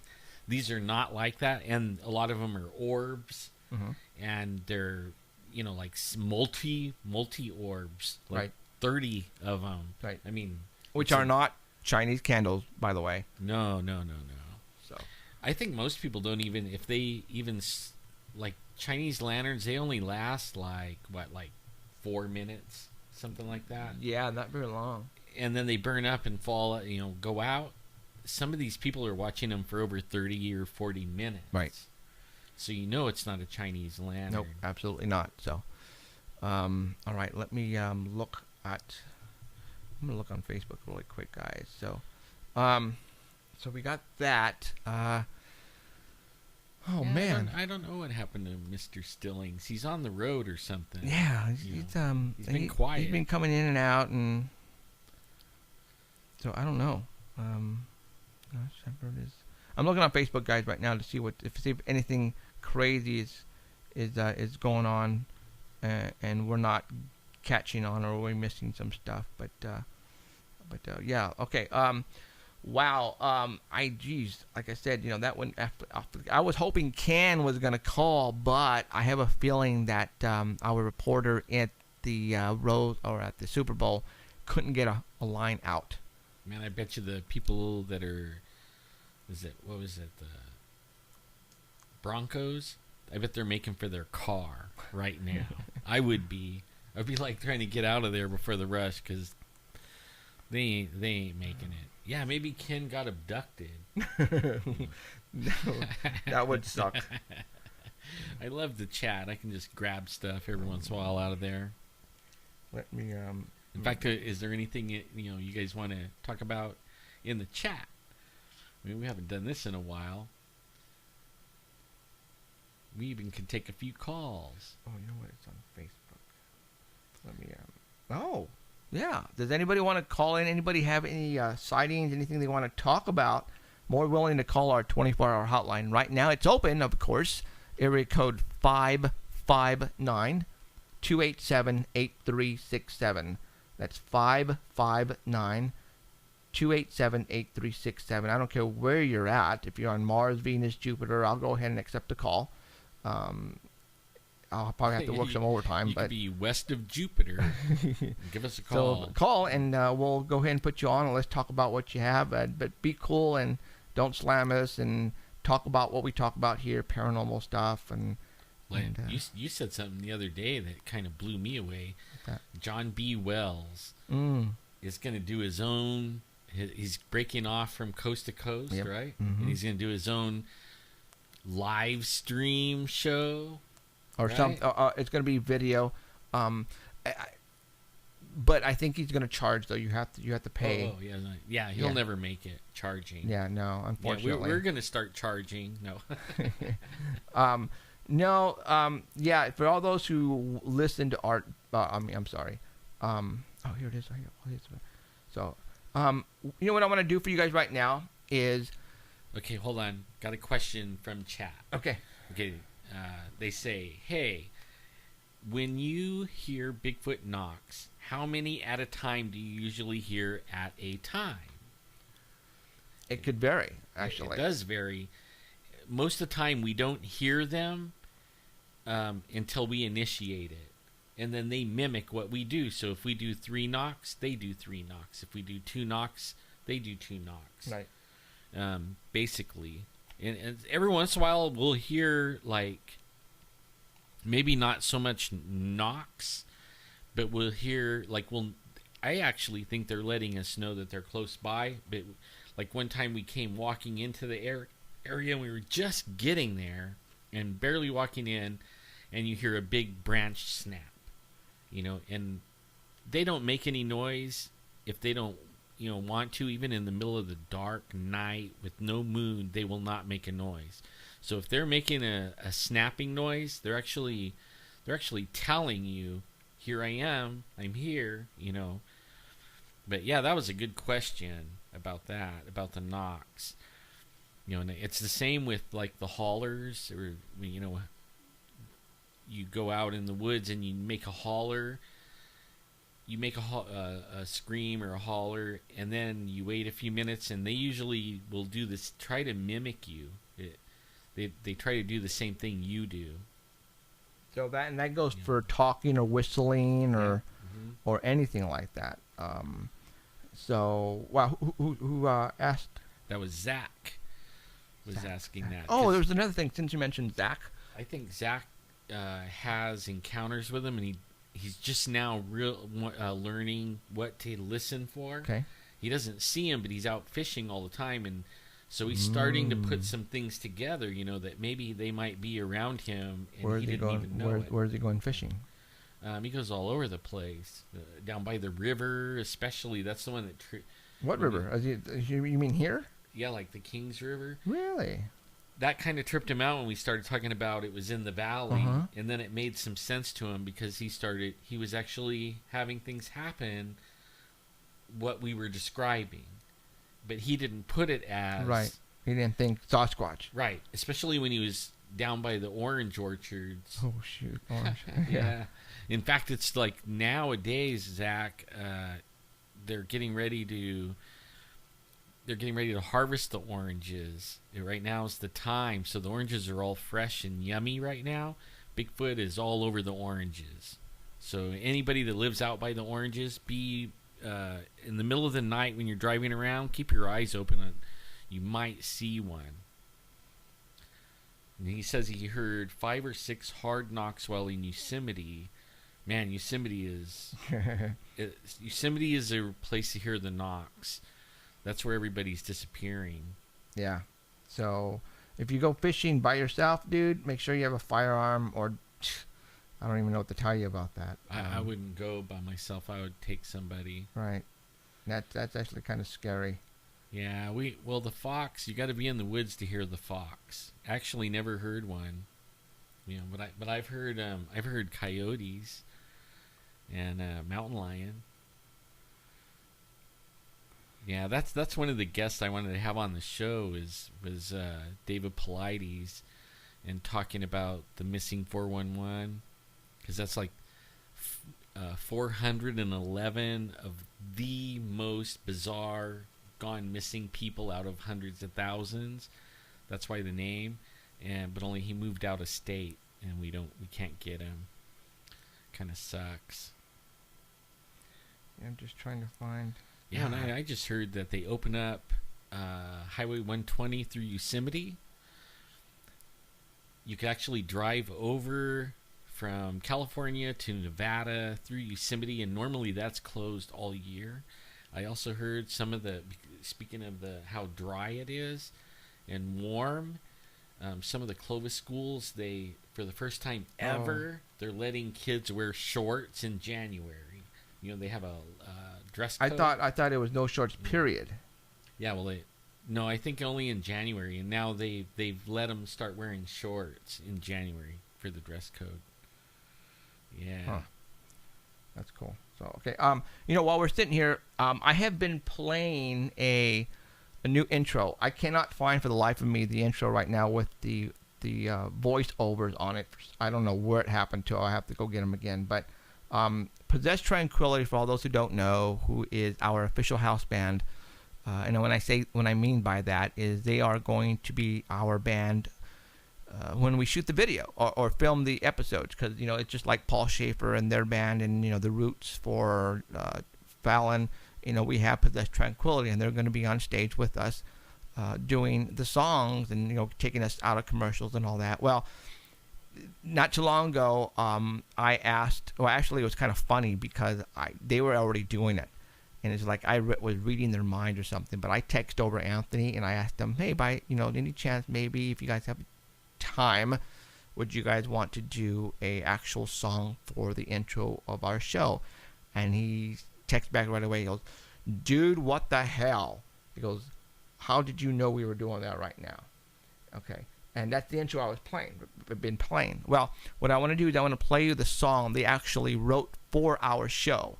And I've been using it actually in our intros and exits, with the wording in there, but you haven't been, able to listen. Song, yeah. So, I believe this is going to be. They're recording a new album. This will be on the new album. I you can't purchase it right now, but what I want to do is I want to play it for you since we have a little bit of time. So here we go. And hopefully Keith will work the bass and take the bass off on my end here, so that way it won't be too bassy. I heard that. I heard they're not letting people fish in a lot of places due to the lack of water. Really? Okay, yeah. I'm gonna go ahead and play this. Here we go. I actually like this song. I love it.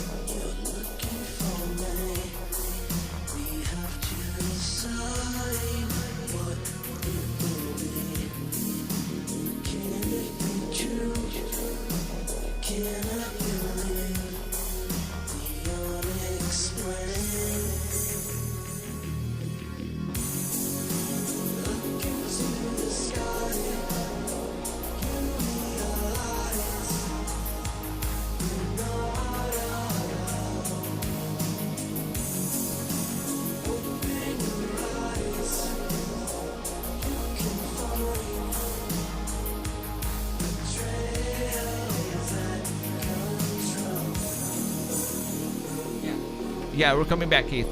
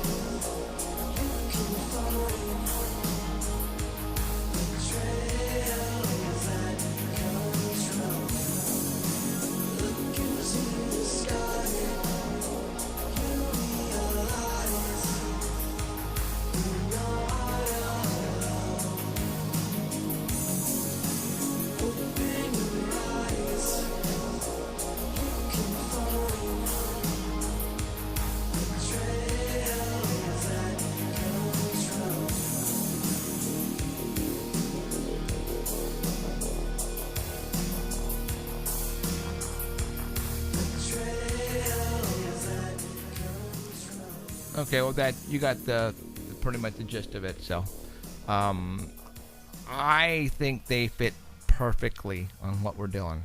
They fit absolutely perfectly on what we're doing. So, I'm like, nobody ever wrote a song for me before. It's called The Unexplained. That's cool. So, yeah, the lyrics on there, hopefully on the album, you'll be able to catch the lyrics. It's about chemtrails and the whole 9 yards. It's makes sense, and he got the inspiration from just listening to us, because that's what we talk about, and that's what he wrote about, and there you go. So it worked out really well.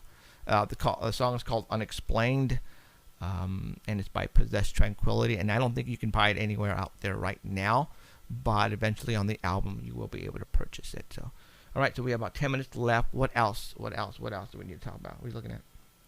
Oh, they were looking at the set, and one creature, 2 legs. Everything's here. It's all together. What do you mean? Yeah, for all the ones on Dark Matter, you miss out if you don't see the video, because then you can't see the set. Yeah, the set that we have. Yeah, I kind of tend to go all out. So if we do the set, it's the same set every week. So for those who are listening on the Dark Matter Network, you can always go back to the archive at paranormalcentral.net just to get a quick peek of the set and just look at it. That's all. I mean, if you want to take a look at it, no big deal. But you can continue listening on Art Bell. No problem. But we're getting a lot of feedback. A lot of people are listening to us at the artbell.com Dark Matter Network, which is awesome. Because they just hate when the video freezes up, so they're getting tired of it. And I don't blame you. I really don't blame you. I mean, it's not our fault. It's live stream, and if we want to switch over, but I'm not making any predictions. But right now we're going to concentrate right now on the shooting of the episodes for Paranormal Central on March the 9th. Hopefully we won't have to move anywhere, and you'll be able to see us on TV other than this. And I don't know. We'll see what happens. There's going to be a lot of changes coming up in the near future for the better, obviously. I won't move away from my doctor. I guess if I can afford to go, Well, no. We're not going to. I mean, if it goes up south, yeah. No, we'll be traveling up there to shoot it and come back home. No, we're not going to move. Yeah, I'm not moving either.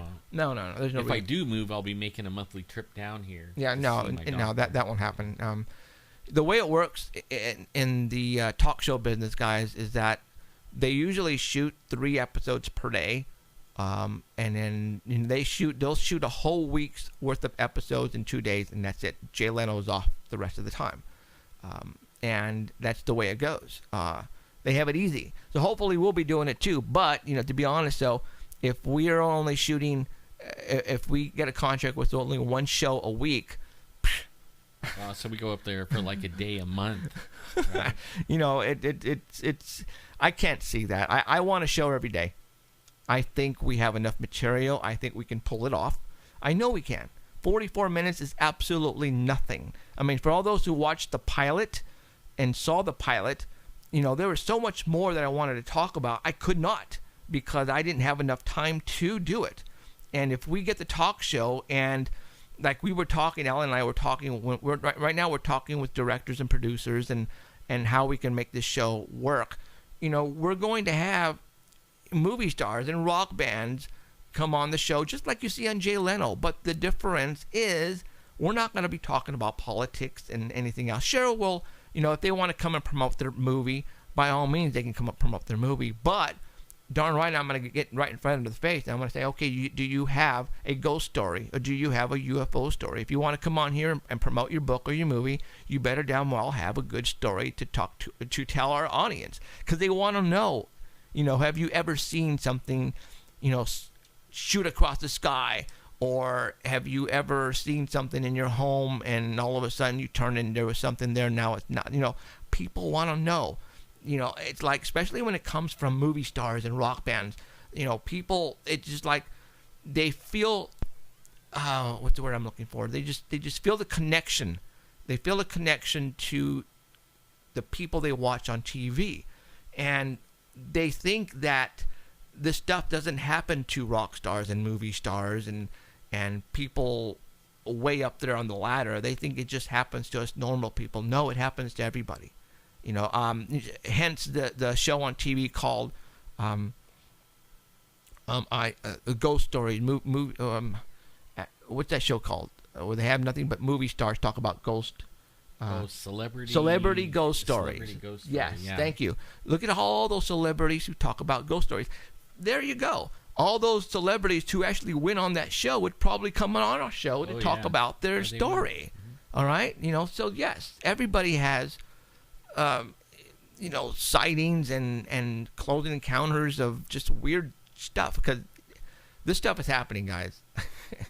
I mean, I don't know what else to tell you, but this stuff is real. All right? It's absolutely real. The people who say this stuff is not real, just punch them.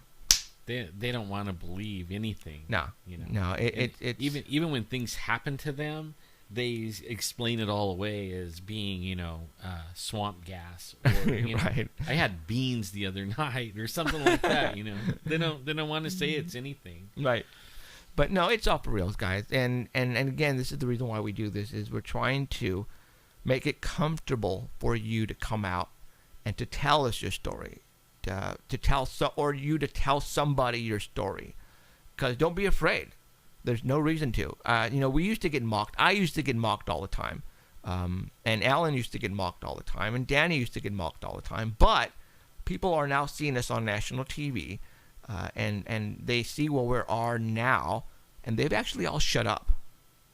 Seriously. They are not saying this stuff to me. As a matter of fact, they're not even talking to me anymore. They've completely silenced, especially at work, guys. Seriously, they used to make fun of me all the time, but now they're seeing me on you know, Monsters and Mysteries and all these other shows, and then we get picked up by the artbell.com Dark Matter Network, and they're going, huh? that one right there is so. Oh my God, it's that's just unreal. So yeah, you know what's cool is that right there opened up so many doors. Yeah, I did.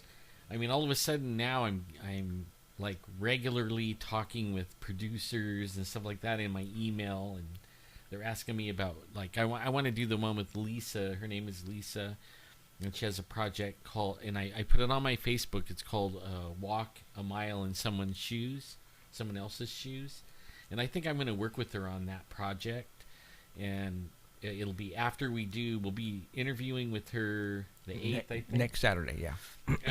And then after that, we're going to start doing that. And it's all about seeing the world from another person's perspective. And usually people that had a really hard time, you know.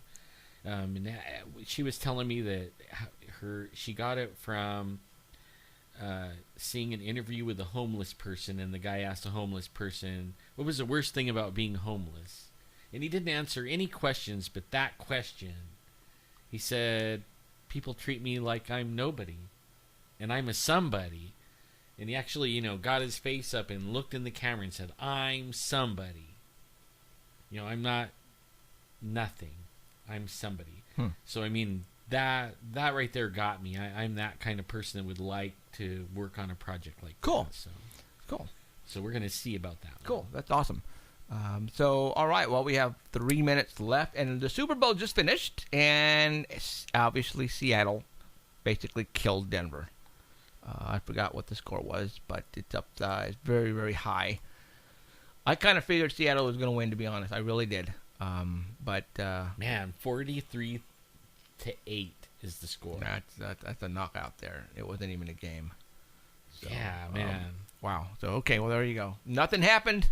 Nothing happened, and that's a good thing, because, you know, I'm not wishing anything bad to anybody, because a lot of people say, you know, because the security at the Rose Bowl this year was extremely tough, and I mean, they had Black Hawk helicopters, you guys, flying. It's time to go. No, really? Yeah. Oh, really? Are you serious? I got 2.5 minutes here. Okay, all right, well, I guess that's it, guys. So, for Jeffrey Gonzalez and Alan Thomas, I want to thank everybody for showing up tonight. And he says we do have 2 minutes, but you know, on my thing right here, it shows as two hours. Okay, well, there you go. Okay, well, 2 hours. What do you mean? Okay, well, All right. Well, okay. We're gonna go ahead and call it then. We're a little under 2 minutes. My name is Jeffrey Gonzalez, and you have Alan Thomas. For us here at the studio at Paranormal Central, I want to say thank you very much for showing up tonight, wherever you may be. I really appreciate it. Without you guys, we don't have a show. And I'm sorry your team didn't win, but you know, mine didn't either. My team's not even in the Super Bowl, so I'm not going to even tell you what that is. I'll get clobbered for it. So. Yeah. All right, you guys. Thank you for showing up tonight. I really appreciate it, and we'll see you guys next Sunday, same time, same bad channel. Peace out. Take care. And if you see anything crazy, make sure you call us. And I really hope you witness something you can't explain. Good night, guys. Good night.